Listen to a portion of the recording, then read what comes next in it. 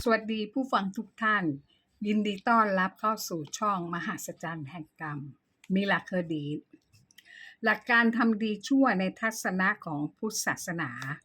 พระพุทธเจ้ามักสอนธรรมะเป็นคู่เปรียบเทียบให้เห็นอย่างชัดเจน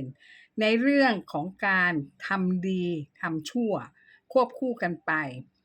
เพราะเป็นสิ่งที่ตรงกันข้าม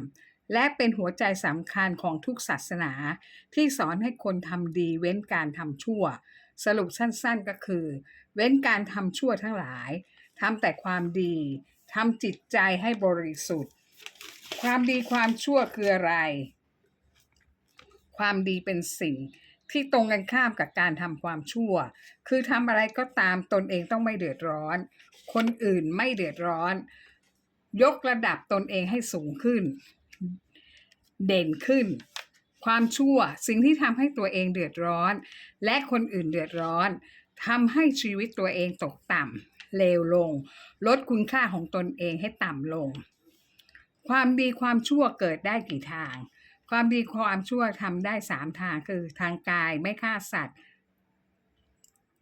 ไม่ลักขโมยไม่ประพฤติผิดในกามทางวาจาก็ไม่พูดเท็จไม่พูดส่อเสียดไม่พูดคำหยาบไม่พูดเพ้อเจ้อทางใจก็ไม่โลภอยากได้ของคนอื่นไม่คิดประทุษร้ายมีความเห็นชอบความชั่วก็ทำได้3ทางเช่นกันตรงกันข้ามกับการทำความดีดังที่กล่าวมาแล้วข้างต้นเป็นทางเกิดของกรรมพื้นฐานของคนของความดีความชั่วคืออะไรรากเหง้าของความดีทั้งหลายเรียกว่าบุญกิริยาวัตถุ3ได้แก่ทานการให้การเสียสละหรือบริจาคเป็นการทำลายความเห็นแก่ตัวสร้างประโยชน์ให้แก่คนส่วนรวมศีลความประพฤติเรียบร้อยทางกายวาจาใจเป็นปัจจัยในให้กวาดล้างความชั่วออกจากตัวและป้องกันไม่ให้ไหลกลับเข้ามาอีก3ภาวนาสร้างคุณธรรมให้เกิดขึ้นในใจให้มีเมตตาต่อตนเองและผู้อื่นอุดมการณ์ในการทำความดีมี3อย่างคือทำดีเพื่อตัวเองเพื่อวงตระกูลเพื่อหน้าตาเพื่อเกียรติยศเพื่อชื่อเสียงของตนเองทำความดีเพื่อส่วนรวมทำความดีเพื่อความดีจะไม่ยอมทำผิดศีลธรรมใดๆในการทำความดีเพื่อ1. กำจัดความชั่วออกไปจากจิตใจ 2. ระวังไม่ยอมให้ความชั่วไหลกลับเข้ามาอีก 3. ความดีสร้างความดีสม่ำเสมอเพื่อยกระดับจิตใจให้สูงขึ้น 4. รักษาจิตความดีงามที่ได้สร้างไว้ผลกรรมของการทำดีทำชั่วเป็นอย่างไรเมื่อลงมือกระทำกรรมดีกรรมชั่วลงไปแล้วย่อมได้รับผลแห่งการกระทำนั้น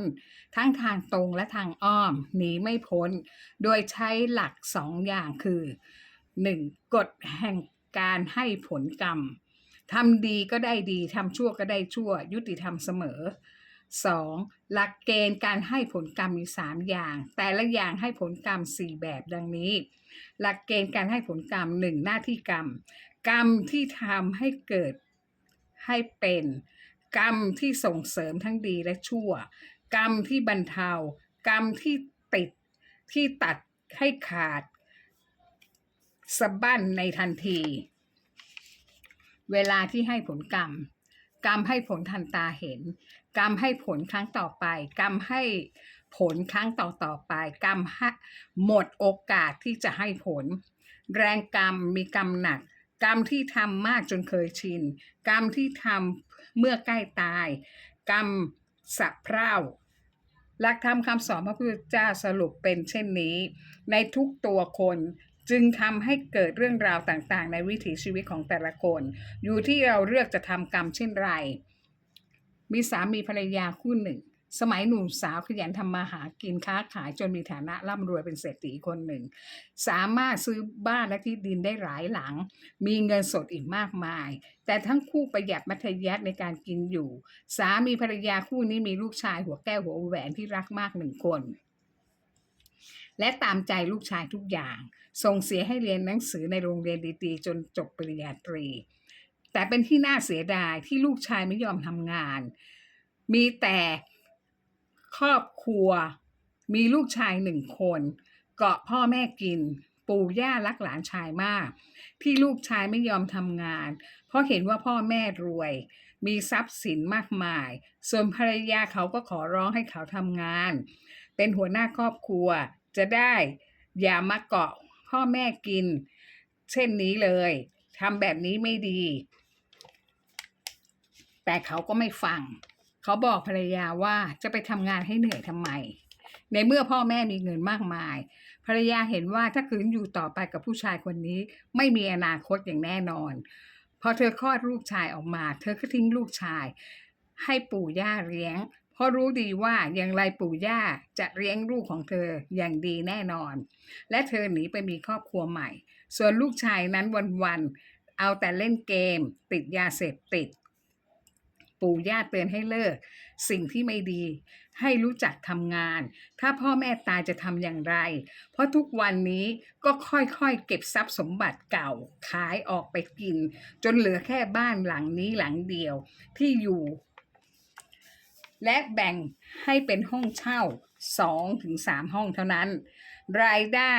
ที่ได้มาจากค่าเช่าประจำเดือนนั้นเลี้ยงปู่ย่าและหลานชายรวมทั้งลูกชายอีก1 คน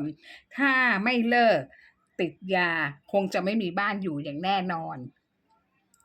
และพ่อแม่ก็แก่เฒ่าแล้วอายุ80แล้วไม่สามารถที่จะค้าขายหาเงินมาได้อีกพ่อแม่พยายามพูดให้เห็นแก่ลูกหลานชายที่กำลังเติบโตขึ้นทุกวันให้ทำตัวเป็นแบบอย่างที่ดีให้แก่ลูกและเป็นผู้นำครอบครัวได้แล้วด้วยพฤติกรรมเช่นนี้ลูกชายของปู่ย่าจึงเข้าออกจากคุกเป็นประจำพอออกจากคุกมาครั้งสุดท้ายลูกชายของเขาจึงขอร้องให้เขาไปทำงานพ่อไปหางานทำเถอะสงสารปู่ย่าพอหลังเลิกเรียนลูกจะมาช่วยพ่อขายของเพราะปู่ย่าแก่มากแล้วสงสารปู่ย่าที่ต้องมาลำบากตอนแก่อยู่มาวันหนึ่งเป็นรางเตือนชายคนนี้เขาถูกรถกระบะชนบาดเจ็บแล้วหนีไปต้องรักษาตัวนานถึง2 เดือนโดยที่ปู่ย่าต้องคอยหาข้าวหาน้ำพาไปรักษาที่โรงพยาบาลตามที่หมอนัดและลูกชายของเขาก็ต้องมาลำบากช่วยกันดูแลโดยที่ไม่มีใครบ่นปริปากแม้แต่คำเดียวเขาเริ่มมีจิตสำนึกได้ว่าตนเองยังหนุ่มแน่นแท้ๆต้องมาให้คนแก่พาไปหาหมอหาข้าวหาน้ำอาบน้ำให้ทุกคนในบ้านลำบากเพราะตัวเขาเองทำตัวเองแท้ๆลูกชายเขาเฝ้าร้องขอว่าพ่อเมื่อพ่อหายดีแล้วขอให้พ่อไปหางานทำเถิดปู่สงสารปู่ย่าจริงๆปู่ย่าลำบากแล้วเขาตัดสินใจบอกกับพ่อแม่ตนเองว่าถ้าหายดีแล้วครั้งนี้เขาจะไปหางานทำเปลี่ยนแปลงตัวเองเป็นคนใหม่